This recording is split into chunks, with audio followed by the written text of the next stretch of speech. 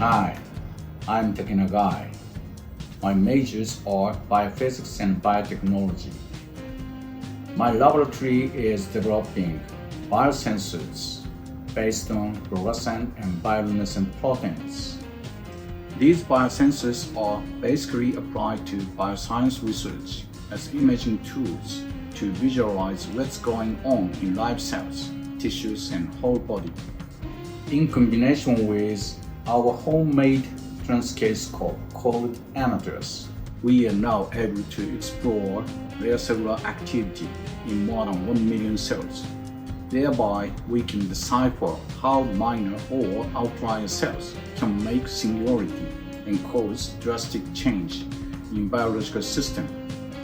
Furthermore, our laboratory is developing growing plants. That would be a game-change technology, realizing electrical power-free vitamin devices.